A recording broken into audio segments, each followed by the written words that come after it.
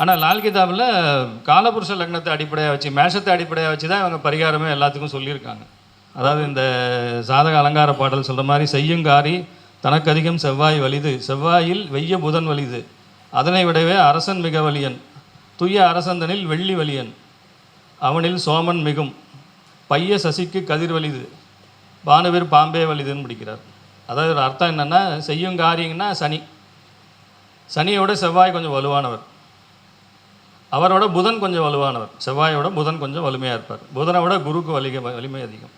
குருவை காட்டிலும் சுக்கிரன் ஒருபடி மேலே, சுக்கிரனை காட்டிலும் பார்க்கும்போது சந்திரன் மேலே, சந்திரனுக்கு சூரியன் மேலே, சூரியனையும் அதிகாரம் செய்யக்கூடிய அவங்க இடத்துல இருக்கிறவங்க ராகு கேதுக்களுக்கு உணவளிக்கலாம். இதை வந்து தொடர்ந்து செஞ்சுட்டு வரணும். கேது தசை நடக்கிறவங்க யாராக இருந்தாலும் திருநாய்க்கு உணவளிப்பது என்பது, நாய் வளர்க்குறதுக்கு எல்லாருக்கும் சௌரியப்படாதுங்க. நாயில் நிறையா இருக்குங்க. நாயில் கலரை மாற்றி வளர்த்திங்கன்னா மாட்டிக்குவீங்க. இல்லை ஒரு சிலருக்கு ஒரு சில கலர் மட்டும்தான் நல்லாயிருக்கும். மாற்றி நான் நாய் வளர்க்குறேன்னு போய் வேறு கலரில் மாற்றினீங்கன்னா அந்த நாய் வந்து உங்களுக்கு தீராத பிரச்சனையை கொடுத்துரும். ஜாக்கிரதையாக பார்த்துக்கலாம். அடுத்ததாக குருமூர்த்தி ஐயா அவர்கள் லால் கிதாப் பரிகாரங்களை பற்றி பேச வருகிறார். ஜோதிட பயிற்சி மையம் வழங்கும் இந்த 24வது கருத்தரங்கத்திற்கு வந்திருக்கக்கூடிய அனைத்து ஜோதிட நண்பர்களுக்கும் என்னுடைய இனிமையான காலை வணக்கத்தினை சொல்லிக்கொள்கிறேன். நான் குருமூர்த்தி ஐயர், சேலம். இன்று நாம் பேச இருக்கக்கூடிய தலைப்பு லால் கிதாப் பரிகாரங்கள். லால் கிதாப்புங்கிற புத்தகத்தை நீங்கள் கேள்விப்பட்டிருப்பீங்கன்னு நினைக்கிறேன். இது வந்து உருது மொழியில் எழுதப்பட்டது. ஜோதிடம்ங்கிறது மொழி சார்ந்து மதம் சார்ந்து உலகளாவிய லெவலில் ஜோதிடம் வந்து பார்க்கப்படுகிறது என்பதற்கு இது ஒரு உதாரணம். எல்லோரும் என்ன சொல்லுவாங்க, இதில் தான் இருக்குது, சான்ஸ்கிரிட்டில் இருக்குது, ஹிந்தியில் இருக்குது, நாம் மட்டும்தான் இதெல்லாம் ஃபாலோ பண்ணுறோம், சனாதனம் அப்படிலாம் பேசுகிறாங்க. அதெல்லாம் உண்மை இல்லை. எல்லா மொழியிலுமே ஜோதிடம் இருக்குது. இது உருது மொழியில் எழுதப்பட்ட புத்தகம். ரூப்சந்த் ஜோஷிங்கிறவர் 1930களில் இதை எழுதியிருக்கார். வடநாட்டை சேர்ந்தவர். பார்சி மொழியிலையும் அரபி மொழியிலையும் இந்த புத்தகம் இருக்குதுங்க. ஸோ இந்த புத்தகத்தில் வந்து என்ன சிறப்புகள் அப்படின்னு கேட்டிங்கன்னா, நம்ம வந்து இங்கே சவுத் இந்தியாவில் நாம் பார்க்கக்கூடிய பரிகாரங்கள் அப்படின்னு பார்க்கும்போது தசாபுத்தி ரீதியாகவும் ஒரு குறிப்பிட்ட காரணத்துக்காகவும் நாம் பரிகாரங்கள்லாம் பண்ணுறோம். அதாவது கோயிலுக்கு போகிறோம், ஹோமங்கள், யாகங்கள், இந்த மாதிரி பரிகாரங்களெல்லாம் நம்ம பண்ணுறோம். பொதுவாக நம்ம சவுத் இந்தியாவில் அந்த ஸ்டைலில் ஃபாலோ பண்ணிகிட்ருக்கோம். இப்போ முக்கால்வாசி அப்படி தான் பண்ணுறாங்க. இப்போ வந்து பார்த்திங்கன்னா இந்த வாழ்வியல் பரிகாரங்கள்னு சொல்லி இப்போ பிரபலமாகிட்டு வருது. அதெல்லாம் உங்களுக்கு தெரிஞ்சிருக்கும்னு நினைக்கிறேன். வாழ்வியலில் நாம் அன்றாடம் பயன்படுத்தக்கூடிய விஷயங்களில் வைத்து எப்படி பரிகாரங்களாக அதை மாற்றிக்கிறது, நம்மளுடைய உணவு முறைகள்லேருந்து, நம்ம உடக்கூடிய இந்த உடைகள்லேருந்து, நம்ம பயன்படுத்தக்கூடிய பொருட்கள் எல்லாமே வந்து ஒரு பரிகாரமாக எப்படி பயன்படுத்துறதுங்கிற அந்த ஒரு விஷயம் வந்து ரொம்ப பிரபலமாகிட்டு வருது. அதுக்கெல்லாம் அடிப்படை இந்த புத்தகம் தான். அடிப்படைன்னு பார்த்திங்கன்னா இந்த புத்தகத்திலிருந்து தரப்பட்ட விஷயங்கள் தான். அது நாளடைவில் ஒன்று ஒன்றா மாறி மாறி இப்போ நம்மளுடைய வாழ்வியல் பரிகாரங்கள் அப்படிங்கிறத நாம் பயன்படுத்திக்கிட்டு இருக்கிறோம். ஸோ இதில் வந்து ஒரு சில பரிகாரங்கள், அதாவது இதில் வந்து எப்படி லால் கிதாபில் அது எப்படி அணுகியிருக்காங்கன்னு கேட்டிங்கன்னா, காலபுருஷ ரீதியான அணுகுமுறை அப்படின்னு சொல்கிறது. ஏன்னா இது பദ്ധதிகள் நிறைய இருக்குங்க. நம்ம பராசர முறையில் லக்னத்தை வச்சு சந்திரனை வச்சுலாம் நிறையா பார்க்குறோம். ஆனால் லால் கிதாபில் காலபுருஷ லக்னத்தை அடிப்படையாக வச்சு, மேஷத்தை அடிப்படையாக வச்சு தான் இவங்க பரிகாரமே எல்லாத்துக்கும் சொல்லியிருக்காங்க. ஒரு குறிப்பிட்ட கிரகம் ஒரு குறிப்பிட்ட வீட்டில் இருக்குது அப்படின்னா அது ஒரு பலனை தரப்போகுது. உதாரணத்துக்கு ஒரு திருமண தடை இருக்குது, ஒரு குழந்தை தடை இருக்குது, ஒரு பொருளாதார பிரச்சனை, கடன் பிரச்சனை இருக்குது, கோர்ட்டு கேஸ் இருக்குது. இந்த மாதிரி 12 பாவங்களுக்கும் இப்போ உங்களுக்கு பிரச்சனைகள் இருக்குது. அதுக்குண்டான பரிகாரங்கள் நாம் வந்து தனித்தனியாக பண்ண முடியும். இதில் இருக்கக்கூடியது வந்து பார்த்திங்கன்னா, அந்த காலபுருஷ அடிப்படையில் அந்த கிரகங்கள் எங்கே அமைஞ்சிருக்கு, அதனுடைய இது என்ன, அது இருக்கக்கூடிய இடம் என்ன, சாரம் என்ன, சேர்ந்து இருக்கக்கூடிய கிரகம் என்ன, இப்படி தனித்தனியாக எல்லாமே சொல்லியிருக்காங்க. அதில் வந்து நான் சொல்கிறது வந்து இப்போ சொல்ல போகிறது வந்து பொதுப்படையான பரிகாரங்கள். பொதுப்படையாக ஜென்ரலாக எல்லாருமே பண்ணலாம் அப்படிங்கிற மாதிரி உண்டான பரிகாரங்களை நான் இப்போ சொல்கிறேன். பொதுவாக நாம் வந்து பாவக்கிரகங்களை பார்த்து தான் ரொம்ப பயப்படுவோம். சுபக்கிரகங்களை பார்த்து யாரும் அதிகம் பயப்படுறதில்லை. அதாவது இந்த சாதக அலங்கார பாடல் சொல்கிற மாதிரி, செய்யுங்காரி தனக்கு அதிகம் செவ்வாய் வலிது, செவ்வாயில் வெய்ய புதன் வலிது, அதனை விடவே அரசன் மிக வலியன், துய்ய அரசந்தனில் வெள்ளி வலியன், அவனில் சோமன் மிகும், பைய சசிக்கு கதிர் வலிது, பானுவிர் பாம்பே வலிதுன்னு முடிக்கிறார்.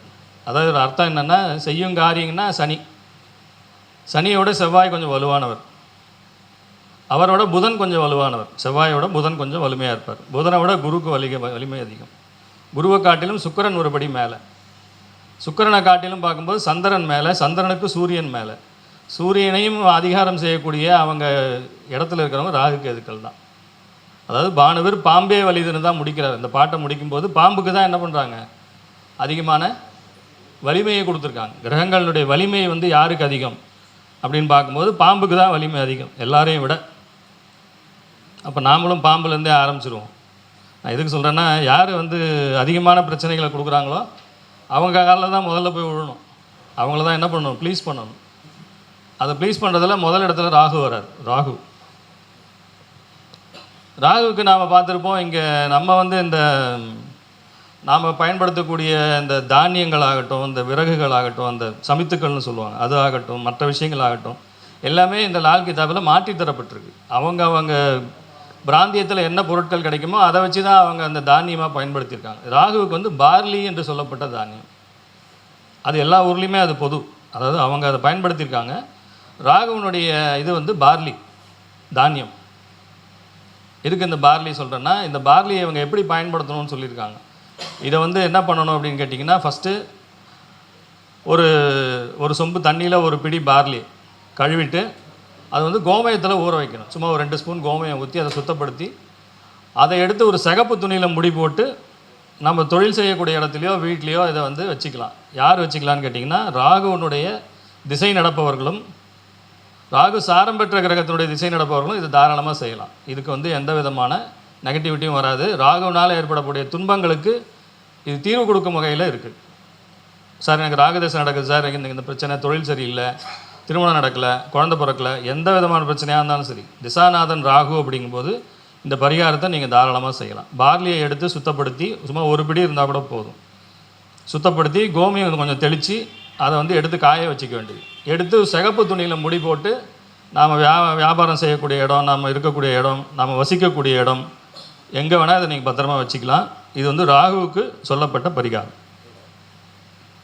அடுத்தது அடுப்பு கறி இருக்குல்ல, நம்ம விறகு எரிக்கிறோம் இல்லையா, அந்த விறகு எரிக்கக்கூடிய கறி, அந்த கறித்துண்டை நாள் எடுத்து தலையை சுற்றி ஓடுற ஆற்றுல போட்டுற வேண்டியது. இந்த பரிகாரத்தை 43 நாள் பண்ணணும் ராகு திசை நடப்பவர்கள். அடுத்த ஒரு பரிகாரமாக, உங்கள் பக்கம் ஏதாவது கால்வாய், அதாவது அழுக்கு தண்ணி இல்லாமல் நல்ல தண்ணியாக இருந்தால் சரி. ஏன்னா அழுக்கு தண்ணிக்கு வேறு பரிகாரம் இருக்குது, இது வந்து நல்ல தண்ணிக்கு போனது. இந்த அடுப்பு கறியை எடுத்து வச்சு ஒரு 4-5 துண்டு தலையை சுற்றி கொண்டு போய் என்ன பண்ணிடணுங்க, ஓடுற ஆற்றுல வீசி எரிஞ்சிடணும். 43 நாளைக்கு இந்த பரிகாரம் பண்ணும்போது ராகு திசையினால் ஏற்படக்கூடிய தீய விளைவுகள்லேருந்து வெளியே வர முடியும். ஒரு சில்வர் தகடுங்க, சதுரமான சில்வர் தகடு, ஓடுற தண்ணி ஆற்றுல இல்லைன்னா ஏதாவது ஏரி சுத்தமான தண்ணியாக இருக்கணும், இல்லை கிணத்துல போட்டுடலாம், கிணத்துல போடலாம். அதாவது கால் மிதிப்படாமல் நல்ல சுத்தமான தண்ணியாக கிணத்துல போட்டுடலாம். 43 நாள் பண்ணணும், ஒட்டுக்காலாம் போடக்கூடாது.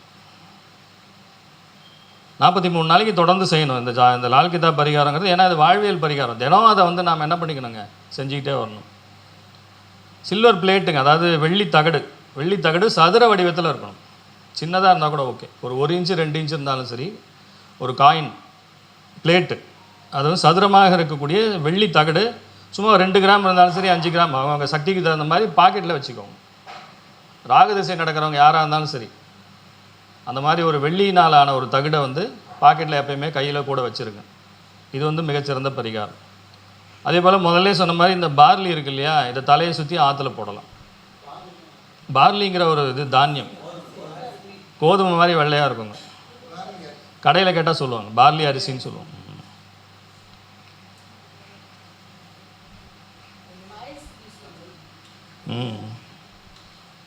பார்லின்னு கேளுங்க, கடைகளில் கிடைக்கும். அதாவது ராகுக்கான காயத்ரி ஒன்று நோட் பண்ணிக்கோங்க, வேணுங்கிறவங்க நோட் பண்ணிக்கோங்க, இல்லைன்னா அதை பண்ணிக்கோங்க. வேதவியாசருடைய மந்திரங்கள்லேருந்து எடுத்துக்கப்பட்டது. இது அர்த்தகாயம் மகாவீரியம் சந்திராதித்ய மர்தனம் சிம்ஹிகா கர்ப்பசம்பூதம் தம் ராகும் பிரணமாமிகம் அப்படிங்கிற 2 வரி தான் அது. இதை வந்து யூடியூப்பில் போட்டு பாருங்கள், கிடைக்கும். அர்த்தகாயம் மகாவீரியம் சந்திராதித்ய விமர்தனம் சிம்ஹிகா கர்ப்பசம்பூதம் தம் ராகும் பிரணமாமிகம். இந்த மந்திரத்தை வந்து 18 தரம், அந்த திசையை வந்து 18 வருஷம் இல்லையா, தினம் காலையில் ஏஞ்ச உடனே குளிச்சுட்டு சூரிய நமஸ்காரம் பண்ணுற பழக்கம் தான், பழக்கம் பண்ணிக்கோங்க. பண்ணி முடிச்சுட்டு 18 தரம் இந்த மந்திரத்தை சொல்லுங்கள். இந்த காயத்ரி மந்திரத்தை 18 தரம் சொல்லிட்டு வந்தீங்கன்னா ராகுனுடைய திசையில் எவ்வளவு கெடுபலன்கள் இருந்தாலும் அதுலேருந்து நீங்கள் வெளிவர முடியும். இது வந்து ராகுவுக்கான பரிகாரம். ஒரு 4 பரிகாரம் சொல்லியிருக்கேன். லால் கிதாப்லையும் சொல்லிட்டேன். நம்மளுடைய பாரம்பரிய முறையில் இருக்கக்கூடிய அந்த ஒரு இதையும் நான் சொல்லியிருக்கேன். ஏன்னா அது ரொம்ப சிறப்பாக வேலை செய்யுங்க. அடுத்தது கேது. கேதுவுக்கு வந்து எப்பயும் நம்ம நிறையா பண்ணிகிட்ருக்கோம். தெருநாய்க்கு உணவளித்தல். இதுதான் நான் சொன்ன ஆரம்பத்திலே. அதாவது ஏற்கனவே இந்த வாழ்வியல் பரிகாரங்கள் பலரால் சொல்லப்பட்டு நமக்கு தெரிஞ்சோ தெரியாமலோ இதை பயன்படுத்திக்கிட்டு இருக்கிறோம். இது வந்து லால் கிதாப் பரிகாரம் தான். தெருநாய்க்கு உணவளிப்பது அப்படிங்கிறது லால் கிதாப்பில் பரிகாரம். இது வந்து வீட்டில் செய்த ரொட்டி சப்பாத்தி எது இருந்தாலும் போடலாம். இல்லைன்னா பிஸ்கெட்டு வரிக்கி அந்த மாதிரி கோதுமையினால் ஆனது, மைதாவில் ஆனது, இல்லை அரிசினால் ஆனது எதுவாக இருந்தாலும் சரி, நாம் சின்னக்கூடிய அந்த பொருட்களை வந்து திருநாய்களுக்கு உணவளிக்கலாம். இதை வந்து தொடர்ந்து செஞ்சுட்டு வரணும். கேது திசை நடக்கிறவங்க யாராக இருந்தாலும் திருநாய்க்கு உணவளிப்பது என்பது, நாய் வளர்க்குறதுக்கு எல்லாருக்கும் சௌரியப்படாதுங்க. நாயில் நிறையா இருக்குங்க. நாயில் கலரை மாற்றி வளர்த்திங்கன்னா மாட்டிக்குவீங்க. இல்லை ஒரு சிலருக்கு ஒரு சில கலர் மட்டும்தான் நல்லாயிருக்கும். மாற்றி நான் நாய் வளர்க்குறேன்னு போய் வேறு கலரில் மாற்றினீங்கன்னா அந்த நாய் வந்து உங்களுக்கு தீராத பிரச்சனையை கொடுத்துரும். ஜாக்கிரதையாக பார்த்துக்கும். அதனால் திருநாய்க்கு போட்டிங்கன்னா பிரச்சனையே இல்லை. அது நம்ம வளர்க்க போகிறதில்ல. இல்லை வீட்டில் அது இருக்காது. போகிற வழியில் போட்டு போயிட்டே இருக்கலாம். கருப்பு கம்பளி அல்லது கருப்பு போர்வை இதை வந்து தானமாக தர வேண்டும். சார் ஒரு காலத்தில் கருப்பு போர்வை நிறைய பயன்படுத்துவாங்க சார். இப்போ எனக்கு என்னால் அது அதையும் பார்க்க முடியல. கம்பளி போர்வை வந்து கருப்பு போர்வை தான் எனக்கு தெரிஞ்சு. ஐயப்ப மலைக்கு போகிறவங்க நிறைய பேர் பாருங்கள், அந்த கருப்பு தான் போட்டு போவாங்க. கருப்பு துணி போடுறாங்க, அது வேறு விஷயம். இந்த கருப்பு போர்வையை வந்து நிறையா பயன்படுத்துனாங்க. நாம் இப்போ வந்து கருப்பு பயன்படுத்துகிறத நிறுத்திட்டோம். அதனால் ஜோதிட ரீதியாக கேது திசை யாருக்கெல்லாம் நடக்குதோ கருப்பு போர்வையை தாராளமாக பயன்படுத்தலாம், தானமாக கொடுக்கலாம். கருப்பு போர்வை அல்லது கம்பளி தானமாக கொடுப்பது. இது யாருக்கு கொடுக்கணும், எப்படி கொடுக்கணும்னா அதெல்லாம் உங்களுடைய விருப்பம். யாருக்கு வேணால் நீங்கள் கொடுக்கலாம். அதை பற்றிலாம் ஒன்றும் இல்லை. காலையிலே வெள்ளியிலான ரிங்கு போடணும். ஆணாக இருந்தாலும் பெண்ணாக இருந்தாலும். பெண்களுக்கு பிரச்சனையே இல்லைங்க. மெட்டி போட்டிருக்காங்க, ரவுண்டாக போட்டிருக்காங்களா மெட்டி. ஆண்கள் என்ன பண்ணிக்கலாம், அந்த தண்டை மாதிரி போட்டுக்கலாம். வெள்ளியிலான ரிங்கு. அது ரிங்கு வந்து நீங்கள் விரலில் போட்டாலும் சரி, கால் தண்டையில் போட்டாலும் சரி. இல்லை கம்பளி கயிறு வரும் தெரியுமா, கம்பளி கயிறு. ஆட்டு மருந்து கடையில் கம்பளி கயிறுனே விற்பாங்க. அதை வாங்கி இடது காலில் கட்டிக்கோங்க. கேதுவுக்கு இது மிகச்சிறந்த பரிகாரங்க. கேது திசை நடக்கிறவங்க, கேது சாரம் பெற்ற கிரகத்தினுடைய திசாபுத்தி நடந்தாலும் சரி, அஸ்வினி மகம் மூலத்திலிருந்து ஒரு கிரகம் திசாபுத்தி நடத்தினாலும் தாராளமாக இந்த பரிகாரத்தை செய்யலாம். அடுத்தது சேற்று குளியல்னு எழுதிக்கோங்க. மண் குளியல் இல்லைன்னா சாண்ட் பாத்துன்னு எழுதிக்கோங்க. சொல்லியிருக்காங்க மேடம். எனக்கு உண்மையிலே அதை பார்க்கும்போது ரொம்ப ஆச்சரியமாக இருந்தது. நம்ம இன்டர்நெட்லலாம் படம் பார்க்குறோம். அந்த அங்கே பாருங்கள், அந்த இயற்கை வைத்தியம் மேடம் சொல்கிற மாதிரி இயற்கை வைத்தியம்னு சொல்லி இது பிரபலமாகிட்டே வருதுங்க. சென்னையில் வந்து இதுக்கு ஒரு விழிப்புணர்வே நடத்தியிருக்காங்க. எல்லோரும் சேத்தை பூசிக்கிட்டு ரோட்டில் நடந்து போயிருக்காங்க. அண்ணா நகர் பக்கத்தில் அரும்பாக்கத்தில் அந்த இயற்கை இது இருக்குது, யூனிவர்சிட்டி இருக்குது, அந்த சித்தா யூனிவர்சிட்டி இருக்குது. அவங்க வந்து அந்த ப்ரொஃபஸர்லாம் சேர்ந்து ஒரு காலத்தில்ங்க சோப்பு எங்கெங்க இருந்தது? யாராவது சோப்பு போட்டு குளித்தாங்களா? சோப்புலாம் இந்த நூற்றாண்டில் வந்ததுங்க. அதுக்கு முன்னாடி சோப்புலாம் கிடையாது. ஊரணி குளம்னு இருக்குங்க. ஆத்தங்கரையில் போய் அந்த மண்ணள்ளி சேத்தள்ளி தான் பூசிப்பாங்க. அந்த சேத்தை தான் என்ன பண்ணுவாங்க, உடம்புல உச்சந்தலேருந்து கால் வரைக்கும் பூசிக்கிட்டு வெயிலில் வந்து அப்படியே சன்பாத் எடுப்பாங்க. அந்த சேரு வந்து அவ்வளோ நல்லதுங்க உடம்புக்கு. யானை என்ன பண்ணுதுங்க? சேரள்ளி பூசிக்குதா? ஏன் பூசிக்குது? யானை வந்து கேதுவோட உருவம் தெரியுமா? ஓம்காரம். யானையோட துதிக்கை பாருங்கள் எப்படி இருக்கு. மனித தலை இல்லாதது எல்லாமே கேதுவனுடைய இதில் வர்றது. அதனால் யானையை பார்த்து தெரிஞ்சுக்கோங்க. சேத்துக்குளியல் உடம்புக்கு ரொம்ப நல்லது. கேது திசை வர்றவங்க ஒரு 3 மாதத்துக்கு ஒரு தடவை என்ன பண்ணுங்கள், ஏதோ ஒரு பம்பு செட்டுக்கு போங்க. ஏதாவது இது உழுது போட்டிருப்பாங்க, நிலம் விவசாய நிலம்லாம் பார்த்தீங்கன்னா தெரியும், உழுது போட்டிருப்பாங்க, பம்பு செட்டு ஓடிக்கிட்டு இருக்கும். அந்த சேரை எடுத்து உடம்புல பூசிக்கோங்க. ஒரு அரை மணி நேரம் ஊறிட்டு குளிச்சுருங்க. மிகச்சிறந்த பரிகாரம். கேது திசை நடப்பவர்கள் கேதுவினால் ஏற்படக்கூடிய பாதிப்புகள்லேருந்து வெளியே வர்றதுக்கு இது லால் கிதாப் பரிகாரம் சூப்பராக வேலை செய்யும். மைசூர் பருப்புன்னு ஒன்று இருக்குங்க. இந்த ஜிலேபி பருப்புன்னு சொல்லுவாங்க, கேள்விப்பட்டிருக்கீங்களா? ஜிலேபி பருப்புமாங்க, சிகப்பாக இருக்கும், ஒரு மாதிரி இளஞ்சிவப்பு நிறத்தில் இருக்கும். அதை வந்து நீங்கள் தானமாக கொடுக்கலாம் அல்லது ஆற்றுல வீசி எறியலாம். இந்த மைசூர் பருப்பை நம்ம ராகுவுக்கு பார்லி சொன்னோம் பார்த்தீங்களா, அந்த மாதிரி இதுக்கு வந்து மைசூர் பருப்பு. கேதுவுக்கு மைசூர் பருப்பு. கேதுவோட காயத்ரி நோட் பண்ணிக்கோங்க. ஏன்னா ஒன்று நான் இந்த இது காயத்ரியும் கூடயே சொல்லிடுறேங்க. அப்போ தான் வந்து அந்த இப்போதைக்கு நீங்கள் வீடியோ ப்ளே பண்ணி பார்த்து கூட தெரிஞ்சுக்கலாம். பலாச புஷ்ப சங்காசம், தாரகா கரகமஸ்தகம், ரௌத்ரம் ரௌத்ராத்மகம், கோரம் தம் கேதும் பிரணமாமிகம். பலாச புஷ்ப சங்காசம், தாரகா கரகமஸ்தகம், ரௌத்ரம் ரௌத்ராதகம் கோரம் தம் கேதும் பிரணமாமிகம். ராகுவோட கேது நிறைய கெடுத்துருவாருங்க. அவர் ரொம்ப ரௌத்ரமான ஒரு ரூபம். கேதுவை பொறுத்தவரை சட்டையை பிச்சுட்டு ஓட விட்டுருவாருங்க. நிறைய பேர் தெருவில் திரிகிறாங்க பார்த்தீங்களா, தான் யாருங்கிறத மறந்து. தலையற்ற முண்டம் கேதுங்கிறது யாருங்க? தலையற்ற முண்டம். தன் நிலை மறந்தவர்கள் எல்லாமே கேதுவுடைய ஆதிக்கத்தில் இருக்கிறவங்க. ரோட்டில் திரிகிறவங்க பூரா அவங்க தான் கேதுவுடைய ஆதிக்கம், தலையற்றவர்கள் தான்.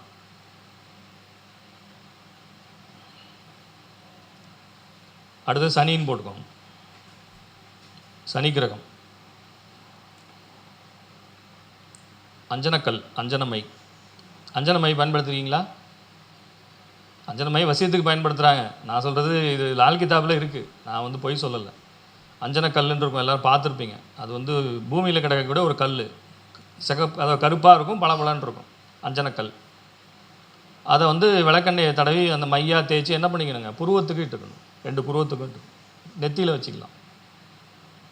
இது வந்து சனி திசை நடப்பவர்கள் இதை பயன்படுத்த வேண்டும். அல்லது சனி சாரம் பெற்ற கிரகம் திசாபுத்தி நடத்தும் போது இந்த அஞ்சனக்கல்லை மையாக செஞ்சு பயன்படுத்திக்கலாம். அதே போல் இந்த அஞ்சனக்கல்லை ஆற்றில் வீசி எறியலாம். தலையை சுற்றி என்ன பண்ணிக்கலாங்க, ஆற்றில் வீசி எறியலாம். இந்த மாதிரி ஆற்றில் வீசுகிற பரிகாரம்லாம் பண்ணும்போது 43 நாளைக்கு தொடர்ந்து பண்ணணுங்க. லால் கிதாபில் கொடுக்கப்பட்ட மிக குறைந்த காலம் 43 நாள், 43 டேஸ் பண்ணால் தான் அந்த பரிகாரம் வேலை செய்யும். 1 நாள் 2 நாள் பண்ணிவிட்டு வேலை செய்யலைன்னா சொல்லக்கூடாது. பொறுமை வேணும். ஏன்னா இது வாழ்வியல் பரிகாரம். இது வந்து நம்ம வாழ்க்கையில் ஒரு இதுவாக நாமளே அதை மாற்றிக்கணும், ப்ராக்டிஸாக மாற்றிக்கணும். இல்லை போடலாங்க. ஆற்றுல தண்ணி போகிறது இல்லையா? போகுங்க. போக மாட்டேங்குதுங்களா? அப்போ வெயில் காலத்தை விட்டுட்டு குளிர் காலத்தில் பண்ண வேண்டியதுதான். இப்போல்லாம் போயிட்டுருக்குங்க. அஞ்சனக்கல்லுன்னு கடையில் இந்த கல் கேளுங்க, கடையில் இந்த நாட்டு மருந்து விற்கிறாங்கல்ல, அவன் கடையில் நான் கொண்டு வரலான்னு பார்த்தேங்க, மறந்துட்டேன். ஒரு கல் போட்டால் போதும், சும்மா சின்னதாக ஒரு 10 ரூபா கொடுத்தீங்கன்னா இவ்வளோ கல் கொடுத்துருவாங்க. 43 கல் வாங்கி வச்சுக்கோங்க. அப்பப்போ 10 ரூபா கொடுத்து வாங்கி வச்சுக்கோங்க. ஒரு கல்லாக தூக்கி தலையை சுற்றி என்ன பண்ணிவிடுங்க, ஆற்றுல வீசி எறிஞ்சிடுங்க.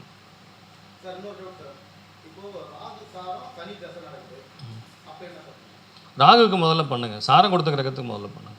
அப்புறம் சனிக்கும் சேர்ந்து பண்ணலாம், இதனால் ஒன்றும் தப்பு இல்லை.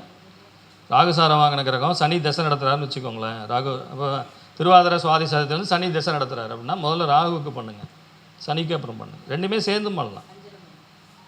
அஞ்சனமை. அஞ்சனமை நம்ம காலங்காலமாக பயன்படுத்திகிட்டு இருக்கோம். நாம் வந்து இதுக்கெல்லாம் பயன்படுத்துகிறோம், அலங்காரத்துக்கு பயன்படுத்துகிறோம், திஷ்டிக்கு பயன்படுத்துகிறோம், குழந்தைங்களுக்கு திஷ்டி போட்டு வைக்கிறோம், எவ்வளோ விஷயத்துக்கு அஞ்சனக்கல் பயன்படுத்துகிறோம். அது வந்து உண்மையிலே மிகச்சிறந்த. சனி என்னங்க, ஆயுள் ஆரோக்கியமாக இல்லையா? சனிக்கு என்ன காரகங்க? ஆயுள் ஆரோக்கியம். யார் கையில் இருக்குங்க? ஜீவனம். ஜீவனம் அவர் கையில் தான் இருக்குது. அப்போ வந்து பொருளாதாரம் சரியில்லை சார், நான் ரொம்ப கஷ்டப்படுறேன், எனக்கு வந்து வருமானத்துக்கு வழி இல்லை, ஜீவனத்துக்கே வழி இல்லை அப்படிங்கிறத செய்யலாமா? தாராளமாக செய்யலாம். தினம் அஞ்சனமை வச்சுட்டு வந்தாலே பொருளாதார சீர்திருத்தம், அதாவது உங்களுடைய ஜீவனம் நல்லாயிருக்கும். இதை வந்து நீங்கள் மந்திரம் சொல்லணும், அதை உருவேற்றணுங்கிறதுலாம் கிடையாது. அதெல்லாம் அது உங்கள் இஷ்டம். பொதுவாக இதை பயன்படுத்தினாலே உங்களுக்கு என்ன கிடைக்குங்க? ஜீவன அபிவிருத்தி கிடைக்கும், நிச்சயமாக கிடைக்கும். இது அஞ்சனக்கல்ல பூமியில் வந்து புதைச்சி வைக்க சொல்கிறாங்க. உங்கள் வீட்டிலேருந்து இறங்கி நடந்து போங்க, ஈசான்ய மூலையில் ஏதோ ஒரு இடம், பப்ளிக்காக யூஸ் பண்ணுற இடமா இருந்தாலும் சரி, யூஸ் பண்ணாத இடமா இருந்தாலும் சரி, சும்மா சின்னதாக ஒரு 1/2 அடிக்கு குழியை தோண்டி உள்ளே வச்சு புதைச்சிருங்க. வெளியில், வீட்டுக்கு வெளியில் இறங்கி போங்க, எங்கேயாவது ஒரு இடத்துல மூலையில் புதைச்சி வச்சுட்டு வந்துடுங்க. ஆற்றுல போடுறது இது ஒரு பரிகாரம். அதே மாதிரி புதைச்சி வைக்கிறதும் ஒரு பரிகாரம். அது புதைச்சது ஒரு நாள் புதைச்சா போதும், நீங்கள் 43 நாள்லாம் புதைக்க வேண்டியது, ஒரு தடவை புதைச்சா போதும். ஆனால் ஆற்றுல போடுறது 43 நாள். ஆலமரம் இருக்குல்ல, ஆலமரம்னு எழுதிக்கோங்க. ஆலமரத்தை அடியிலிருந்து கொஞ்சம் மணல், சேறு மணலை கொஞ்சம் எடுத்துக்கணும். அது கூட சர்க்கரை கலந்த பால் ஒரு 4 சொட்டு ஊற்றிக்கணும். கொஞ்சம் மணலை எடுத்து பொட்டலம் கட்டி வச்சுக்கோங்க. ஒரு மணல் அதாவது ஆலமரத்தடியிலேருந்து மணல், அதாவது மண் இருக்கு இல்லையா, சேறு இருக்கு இல்லையா, அதை எடுத்து வந்து ஒரு துணியிலையோ ஒரு பேப்பர்லையோ கட்டி எடுத்து வச்சுக்கோங்க. ஒரு 2 இது நம்ம பொட்டு வைக்கிறதுக்கு எவ்வளோ மண் தேவைப்படும் உங்களுக்கு? ஒரு சும்மா துளியோண்டு ஒரு சிட்டிகை அளவு எடுத்து 2 சொட்டு பால், ஆலமரத்தடி மண்,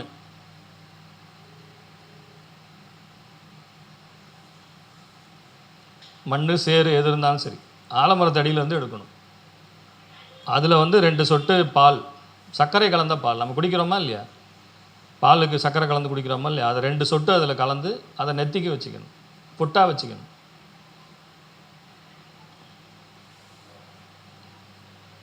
கருப்பு உளுந்து கருமை நிற பொருள் சார். நாம் வந்து கருப்பு உளுந்து ராகுக்கு சொல்கிறோமா மேடம்?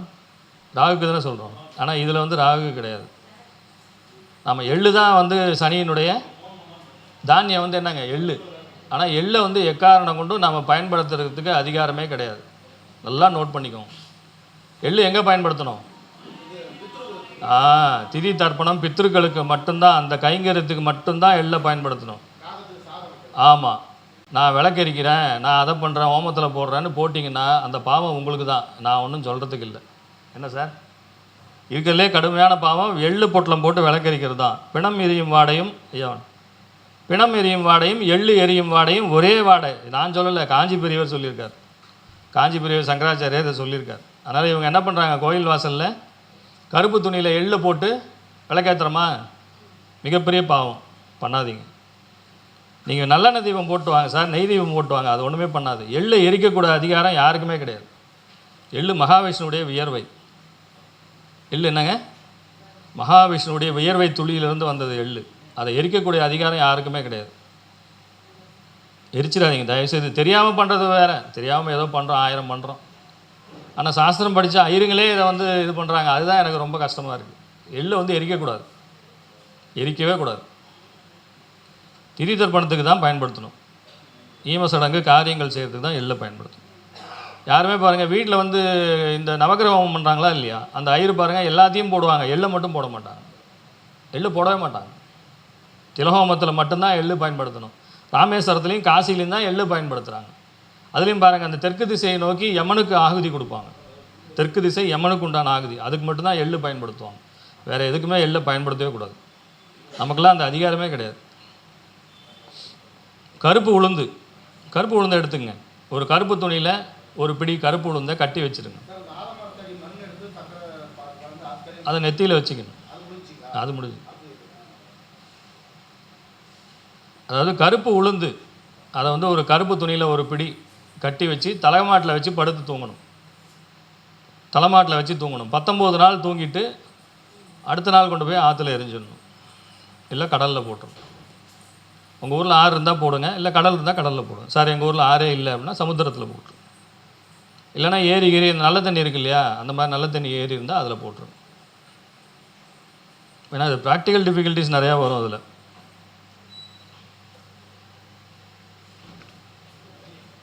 சனி காயத்ரி என்ன சார்?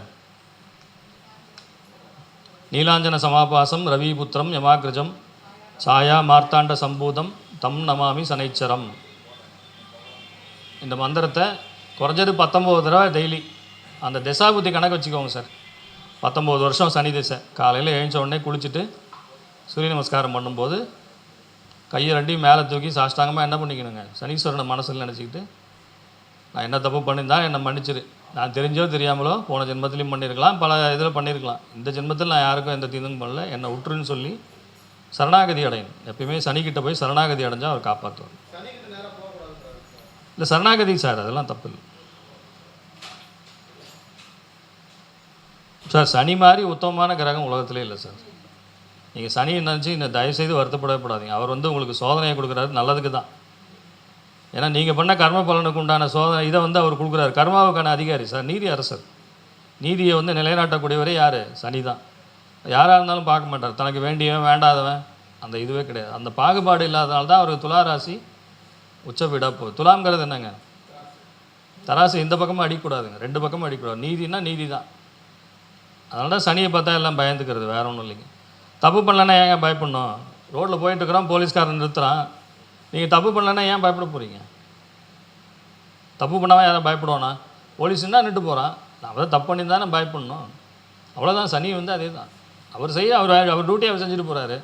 செக் பண்ணுறியா, பண்ணிக்கோ. வழியில் அதாவது மடியில் கணம் இல்லை, வழியில் பயம் இல்லை, போயான்ட்டு போயிட்டே இருக்கலாம். ஸோ அந்த காயத்ரி தெரிஞ்சுக்கோ. நீலாஞ்சன சமாபாசம் ரவிபுத்திரம் யமாகிரஜம் சாயா மார்த்தாண்ட சம்பூதம் தம் நமாமி சனைச்சரம்.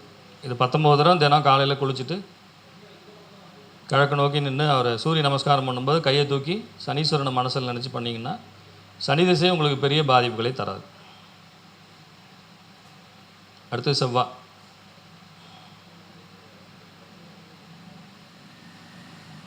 செவ்வாய்க்கு செந்தூரம் சார், செந்தூரம்னு எழுதிக்கோங்க. செந்தூரம் வைக்கிறோமா இல்லையா? திலகம்.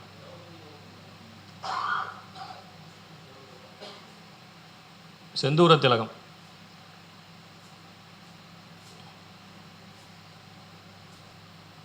கோயில்களுக்கு செந்தூரம் வாங்கி கொடுக்கலாம் சார், குறிப்பாக அனுமன் கோயில்களுக்கு. ஏன்னா அனுமன் கோயிலில் தான் என்ன கொடுப்பாங்க? செந்தூரம் கொடுப்பாங்க. பார்த்துருக்கீங்களா? அனுமன் கோயிலுக்கு போனால் நெத்தியில் வைக்கிறாங்களா இல்லையா செந்தூரம்? அதனால் செவ்வாய் திசை நடக்கிறவங்க அனுமனுக்கு ஒரு தடவையாவது என்ன பண்ணுங்க? செந்தூர காப்பு கொடுங்க, செந்தூர காப்பு பண்ணுங்க. காப்புன்னு சொல்லுவாங்க தெரியுமா? சிகப்பு பூசுவாங்க, அனுமனுக்கு சிகப்பு பூசியிருப்பாங்க. அதனால் அனுமனுக்கு செந்தூர காப்பு அலங்காரம் ஒரு தடவை செய்யுங்க. செவ்வாய் திசையில் ஒரு தடவை செஞ்சுட்டு வாங்க போதும். தேன் வந்து செவ்வாய்க்கு தரப்பட்டிருக்கு சார். தேன் லால் கிதாபில் கொடுக்கப்பட்டிருக்கு, நான் கொடுக்கல. தேன் தேன் பயன்படுத்துவது, தேன் தானம் செய்வது. கோயில் தானம்னா யாருக்கும் கொடுக்க முடியாது சார். தேன் வந்து யாரும் கொடுக்க முடியாது. கோயிலுக்கு என்ன பண்ணலாம்? அபிஷேகத்துக்கு கொடுக்கலாமா? ஈஸ்வரனுக்கு அபிஷேகம் கொடுக்கும்போது தேன் வாங்கி கொடுங்க. செவ்வாய் தசை நடக்குது சார்னா வரிசலாக என்ன பண்ணுங்கள்? உங்களால் முடியும் போதெல்லாம் ஒரு செவ்வாய்க்கிழமை அன்னைக்கு தேன் வாங்கி ஈஸ்வரனுக்கு அபிஷேகத்துக்கு கொடுத்துருங்க. செவ்வாயினுடைய வீரியம் வந்து அங்கே கட்டுப்படும். ஒரு மண் குடுவையில் தேனை ஊற்றி மண்ணில் புதைத்து விட வேண்டும். மண் குடுவைன்னா சும்மா அந்த மண் பாத்திரம், அந்த இது விற்கிறாங்க பாருங்கள், அவங்கள்ட்ட கேட்டிங்கன்னா ஒரு 100 மில்லி இவ்வளோ தான். சின்ன செப்பு பாத்திரம் வைக்கிது இல்லையா, இந்த குழந்தைங்க விளையாடுற பொம்மை, செப்பு பொம்மை இருக்குது. ஒரு 100 மில்லி மண் பாத்திரம் சின்னதாக ஒரு பானையை வாங்கி அது ஃபுல்லாக தேனை ஊற்றி ஒரு சகப்பு துணியை போட்டு மூடிடணும். கட்டிட்டு அதை என்ன பண்ணிடணுங்க? ஒரு செவ்வாய்க்கிழமை அன்னைக்கு காலையில் குளிச்சுட்டு வீட்டை விட்டு வெளியில் போய் ஒரு குறிப்பிட்ட தூரத்தில் போய் நம்ம என்ன பண்ணோம்? மண்ணை தோண்டி உள்ளே புதைச்சி மூடிடணும்.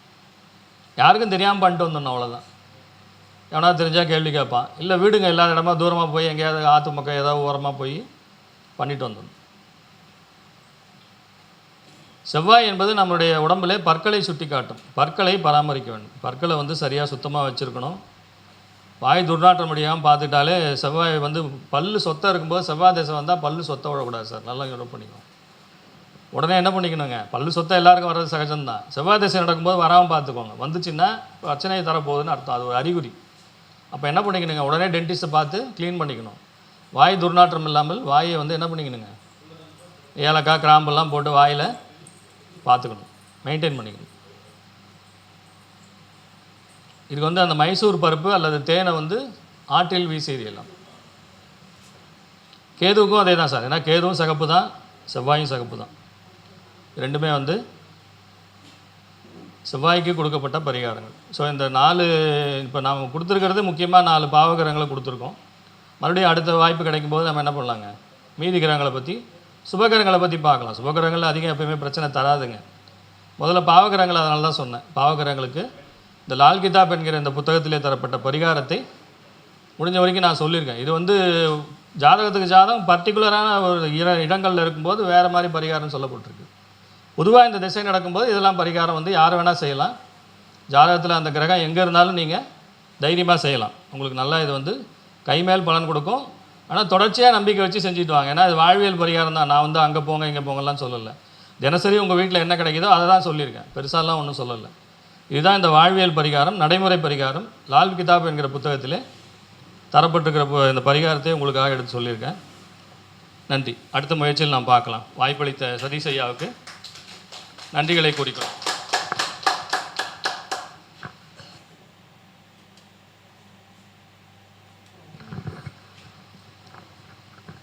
மிக சிறப்பான முறையில் லால் கிதாப் பரிகாரங்கள் சொல்லித்தந்த குருமூர்த்தி ஐயா அவர்களுக்கு துரைசாமி அவர்கள் மரியாதை செலுத்துவார்கள்.